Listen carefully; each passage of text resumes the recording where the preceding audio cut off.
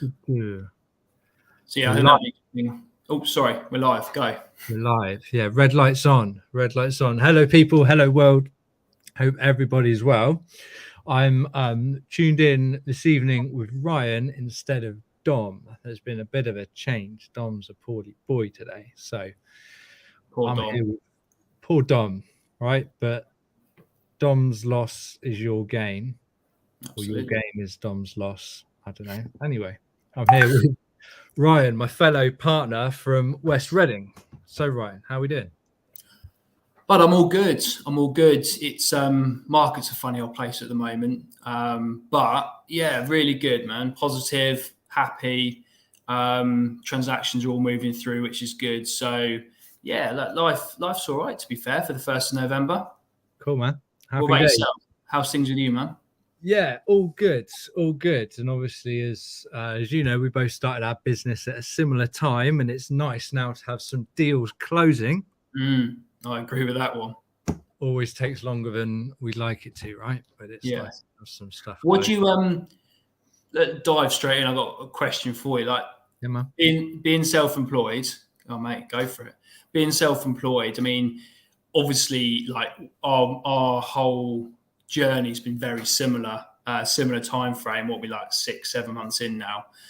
And, you know, we've obviously talked a lot over that time. And sometimes it's so difficult, isn't it, being self-employed? You're literally sat there at your desk and thinking, oh, what have I done? But after the hard work and everything we put into it over the last few months, it's so, for me, I'm just so pleased to be where we are now. I mean, how do you feel about it? Yeah, I think last month seeing some deals close, it's like things are happening. You know, we're not doing this for nothing. We're here to help our clients to change the industry, as Ian keeps saying. Yeah, it's I'm sure you agree. We've said it before. It's such a great decision, wasn't it? Really. Yeah, absolutely. I've talked to a couple of my mates this week who are on the high street, and one's just switched companies. And I was like, why didn't you look at self-employed? He said, well, it's just a lot of stress, a lot of pressure, isn't it? I was like, but it is, but it's different to what you find working for someone else, because your targets are only what you drive them to be. And, you know, you have full control over everything you want to do. Like, obviously, just jumping on this meeting now, it's 6 o'clock. I was supposed to take my daughter to gymnastics. I'm now going to pick her up rather than take her. Lauren's done that. But we sat in the office. It's pitch black outside. Since you know, I've had dinner with my family. I was out working I was at a networking meeting this morning, so I was up and out in Goring for 6:30. So I finished work at 4:30 because I've done 10 hours. I've done everything I needed to do. And now we're kind of working again. But you just got a bit of flexibility, really, haven't you?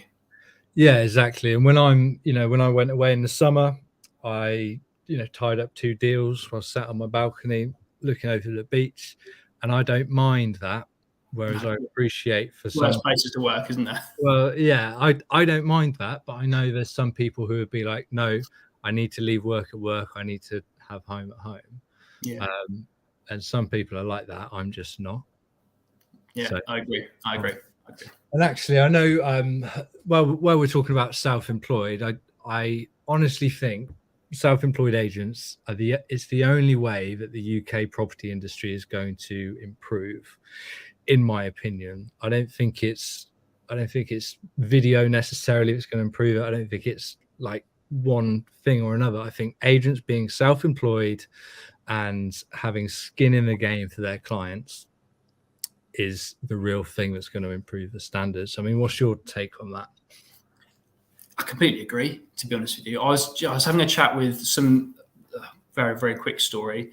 I had a message through on Facebook following on from one of my posts about correct pricing, and there's going to be a correction in the property market.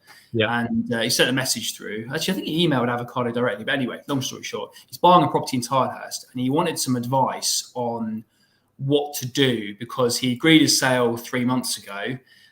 The price he's paying for it, there's another house that's better condition, bigger, that's just been reduced to less than he's paying for his property.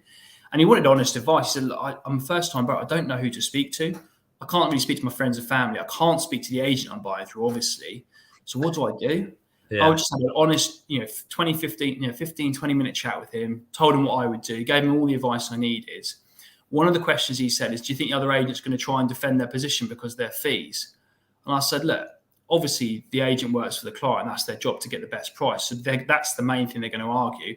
Fees for an estate agent on high street, they don't really come into it with renegotiations, in my opinion, because the amount of money they're making, I literally said to him, I was like, look, that agent's probably charging X amount. It's a 350 grand house. A change of £20,000 in the value for their client is probably maybe 40 quid to them. Yeah. Whereas for us, and you said that point, their skin in the game, we work like generally. If my clients, like a great saying I've used a lot recently, I think it was one of Nick from Sean Egan actually.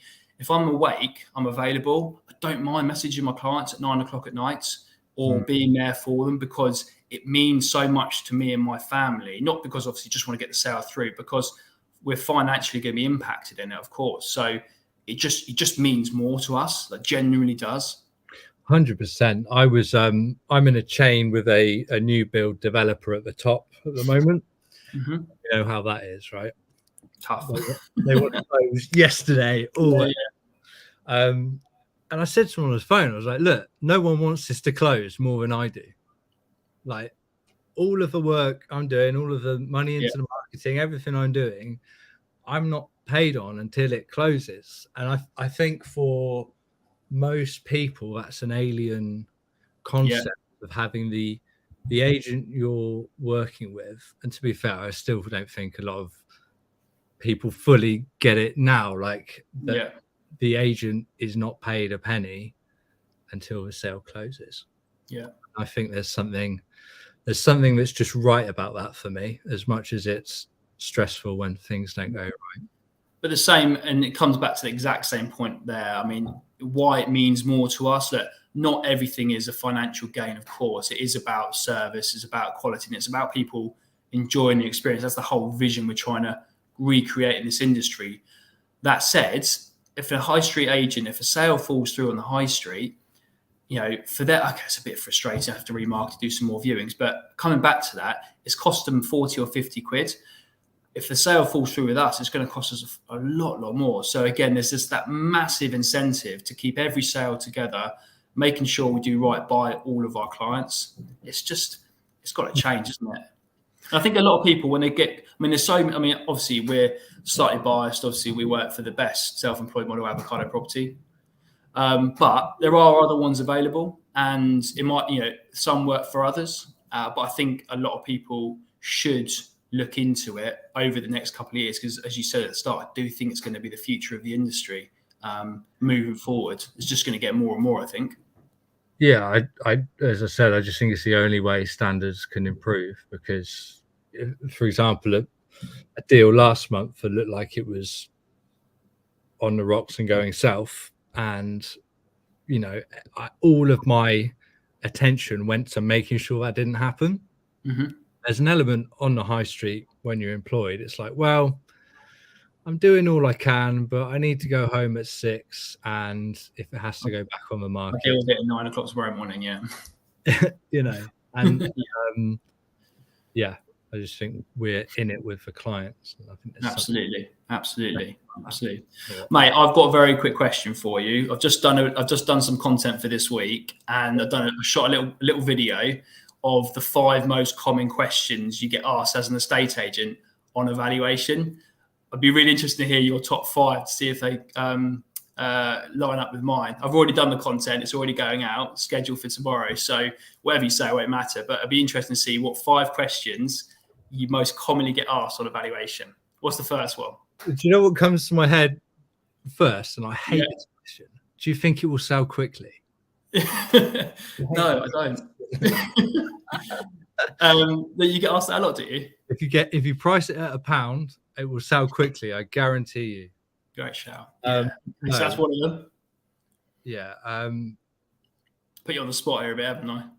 Yeah, you have a little bit. I mean, what makes me laugh is that all the questions you think are going to come up never do, and people ask random stuff like, "Oh, is my garden's bigger than my neighbour's or whatever?" And you spend however long going on about that. Don't know. What is the most common question? So I put these are my 5 questions. I think I can remember them. So the first common question is, what is your fees?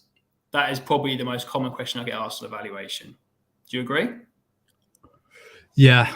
Although I don't know if I get to it first before someone asks that question. Yeah. Well, it's interesting because I was in a little bit of training this morning on just various bits. But fees for me, are they really what you're asking? Is obviously how much is it going to cost me to move? But then cost can be reevaluated into value, can't it? So actually, it's how much value are you getting, because the cost shouldn't really matter if you're getting good value for it. Well, I think we've both worked for a well-known, less than reputable brand. We did. who will not be named. No, not to throw shade, but we've both been cheaper than we are today, right? Yeah. And for me, especially, it was in that being cheaper that makes me much more comfortable charging more money now, because I know ultimately I'm making money for the client. Yeah. One of the biggest things always comes up is, people sometimes you say, oh, you're more expensive than other estate agents. And I say, okay, well, that's fine. And a lot of times, some of my other clients that have sold have said, I remember thinking when you said about the fees or how much you cost, and there's other agents charging far less. Actually, coming back to the point, I don't know why I asked that, because after now working with you for 3 or 4 months, right, you're worth every penny. Yeah. And you look back at the time from when fees are discussed, it is obviously massively important. But I think it's an interesting one. It's the most go-to question I've found. Another one I always find as well is when you go through the price and you're ready to go onto the market and say, oh, do you think we could try a slightly higher price? Yeah, of course you can. It's your house, it's your move. Ultimately, we're here to advise. But again, I've harped on about this for so long. Yeah. Pricing is critical and even more important now. Yeah, let's talk about that, because that's changing. In my opinion, that's changed massively in the last 6 weeks. Months. Yeah. 6 weeks. Yeah. 8 weeks. Yeah. Like that. It felt to me like there was a point last year where it didn't matter what price the house went on the market for. Yeah. People were going to come and look at it. People were going to offer on it, and it was going to sell. Yeah. It just felt like there was so many buyers and there was so little stock. The pricing was like, it didn't matter if you were over, if you were under. Enough people were going to come and see it, you would get the market value. That's not the case now at all. No. Have you the house price index that came out from Zoopla yesterday? I did a little video on this yesterday because there's some really interesting stats there. What they've done is put a graph together of the 5-year average, and it showed where the market was last October to where it is this October. And some of the stats, God, look at that. Pull up. Here we go. Look at this. There we go. This is the exact graph I'm talking about. So I did this little video on this one, and this first, there's 2 ones that jump out at me straight away, but the first section there, demand. So October 21, over a 5-year average, the demand was 18% higher than the average. Fast forward a year to where we are now, now 16% less than the average from the last 5 years. That's a massive swing, isn't it? That's nearly 30 points swing over the course of 12 months. It's incredible, isn't it? Yeah, it doesn't surprise me though. Like, just from being in the market and how things feel now versus how things felt 12 months ago. Yeah. And then here, the stock of homes for sale. That's the other big one that jumps out straight away, doesn't it? Like, still a deficit. Like, we're still, which is probably holding the market at the moment, we're still less than the average over the last 5 years. But again, look at the difference between October last year to October this year. Huge swing in favour of more houses being available. Yeah, it's huge contrast, isn't it? Yeah, absolutely. Yeah. But, yeah, I thought this quote was interesting. Sustained 6% mortgage rates would lead to double-digit price falls. Mm-hmm. if mortgage rates fall back in the next quarter, the outlook for 2023 will be very different. Can you imagine if BBC or Sky got hold of that headline? There'll be absolute bedlam, wouldn't there? Double-digit falls. Yeah, doom and gloom everywhere. Yeah. But obviously we can't see it now. We obviously keep our finger firmly on the pulse in terms of what's happening in mortgage rates, speaking to our brokers, and also the inside knowledge that we have coming through. Through the grapevine, we've heard that one of the main high street lenders, HSBC, over the next, I think they're releasing them at the end of this week, are going to be reducing rates on pretty much every single one of their 5-year products. Don't know by how much, but reducing rates nonetheless. So I feel, and I don't know if you agree, the mortgage market will find its level very, very quickly. And I think over the next 4 to 6 weeks, we should see some stabilization. Look, we're not going to go back to sub 2% rates for a long time. I don't think that's going to happen. But if they can level out somewhere around that 4% level, it's not, it's still more, but it's not the end of the world, is it? Yeah. My hopeful head thinks we're going to have calm in the waters now and mortgage rates kind of coming down to somewhere around 4%. And is it 3rd of November the Bank of England meets? I think it's 3rd of November. 2 days Thursday, isn't it? Yeah. Yeah, I don't know what the latest. At one point, they're expecting a 1% rate hike. I don't know what that is now, but we'll see. What's your thoughts on what's going to happen? From what I can tell, the market seemed to like Rishi, and there's be a bit more stability. Yeah, I still think they're going to go up on Thursday, though. Yeah, I think that's quite plausible. Yeah.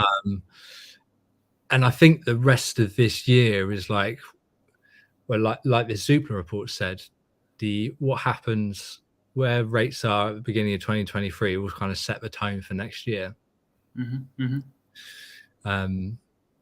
It just, they are very high at the moment, obviously relative to the base rate, and especially in contrast to what they were 12 months ago. Yeah. Interesting, though. Interesting. I think it's a funny market at the moment. Like, it's kind of like a bit eerie. Like, not quite sure what's going to happen, where things are going to go. Prices seem like they're going to drop next year, but then it's all paper gains that people have had over the last 2. If you haven't moved house in the last 3 or 4 years, then there's no risk of negative equity because prices have shot up 20-25% over the last 2.5 years. So a 5% correction in the market, even 10%, it's all relative at the end of the day. There's money you never had anyway. Basically, if you've been sat in your house during COVID, reading the paper about the market going up and thinking, oh, great, I'm going to sit here, and then when the market's right at the top, I'm going to sell. Yeah. You've missed it. Yeah. You've missed it. And that's the hardest thing, isn't it? Knowing when to buy and when to sell. But the thing is, if you sell at an artificial high, then you buy an artificial high. It's all relative, isn't it? It's all relative. It's all relative. Good times. What are you seeing on new listings, buyer registrations? What sort of levels are you seeing at the moment? I'm working harder with the buyers I do have, basically. I'm still seeing people are still coming to view properties, but the appetite is just not the same as it was 6 or 12 months ago. That's me just being real. Yeah. No, absolutely. Real. Yeah, absolutely. What about you? What are you seeing? Very similar, to be honest with you. I had a house we put on the market last week, and if you had a house on the market for a week 6 months ago, you'd have minimum, like absolutely, like worst case scenario, 5 inquiries. We are our system's automated, so every single buyer can register themselves with us, and they automatically get the property details sent out. And we get inquiries back off that. We're obviously phoning prospective clients as well that we know is a good fit. And we're just not getting the numbers at all on this. I mean, this new listing last week, it's a good house. Marketing's fantastic, obviously. And it's just not had the response I expected at all. Yeah. And it's strange. And I mean, it's not necessarily a bad thing. It just means we need to be a bit more tactful and use our experience to get properties sold. But I think a lot of these sort of junior negotiators working on the high street, picking up the phone Oh, you want to buy a house? Yeah, great, no problem at all. House sold. I don't know if they're going to be able to, cope with what to do. Like, how do you book someone into a house that didn't want to view it? You didn't have to do that since 2018, 2019, if that. I mean, it was hard in 2010, 2011. That was tough, and before. But it's going to be, coming back to my points. I think that's the word of the chat. Interesting times to see what's going to happen. Yeah. Well, it is, isn't it? Like, and so someone asked me on a call just before we started speaking. So, I'm going to rent my flat. When do you think the market's going to turn around? It's like, can't answer questions like that. Yeah. Let me get my crystal ball out, and all this money that I've made having a crystal ball. Oh wait, I haven't got either at the moment. Yeah, no one knows. No one knows. Yeah, but people are still going to move, so we'll keep on doing what we're doing. But I guess it's all eyes on mortgage rates, isn't it? Really, that's what I'm telling everyone. Just keep an eye on what mortgage rates do. If they go up, that's bad for house prices. If they go down, that's good for house prices. Yeah, absolutely. There we go. Enough property chat, though? Yeah, I think so. I've got a quick question for you. Yeah, man. I'm sat in my kitchen here, and I've got a bright white light bulb, and I'm not really this pale. Have you got like a tinted bulb to make yourself look tanned? No, I don't.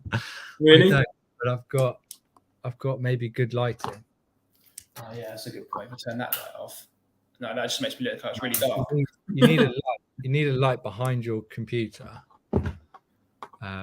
It's not a ring light or anything. It's just a little IKEA light. Top tip from Matt Barrell there. If you're doing Zoom chats and you want a little more tanned, get a light behind your screen. Is key. Oh, and I'm going to show you something I bought today, which is very, very exciting. Oh, okay. You'll know I've been. It's not one of those other things again, is it? Oh, okay. Here we go. iPhone 14 Pro. I didn't think they had any in stock. I was getting so wound up because I was like, if Dan or Neil are watching this, they'll know that I've been looking for this phone for so long, the purple one. Right. Okay. They didn't have it in stock anywhere, and I was getting really annoyed.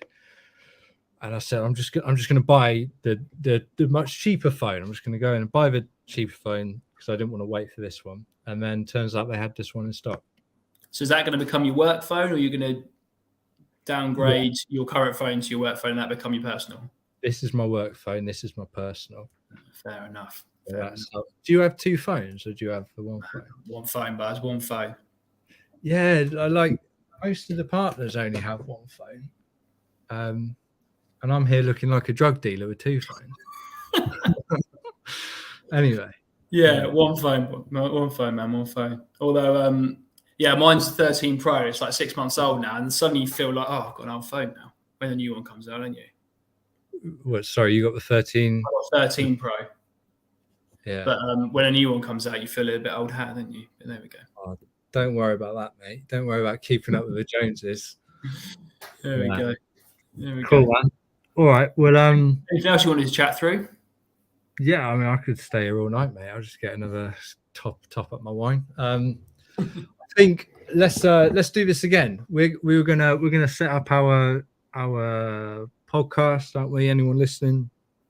Me and Ryan are gonna look to do a podcast on a semi-regular basis.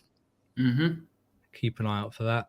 And I actually enjoy these chats. I think they're it's a good way of I think it's important for obviously people watching it back afterwards just to have a look at or an understanding of what's happening literally on the floor from an estate agent's point of view in terms of the market, mortgage rates, prices, etc. Because a lot of the stuff that I think I'm quite proud of this, and I'm sure you agree, Matt. Like, we just want to be truthful and honest with people and tell you exactly what's happening in the market, because it's going to, every decision to buy a house is a huge milestone in your life. It's going to cost you an awful lot of money.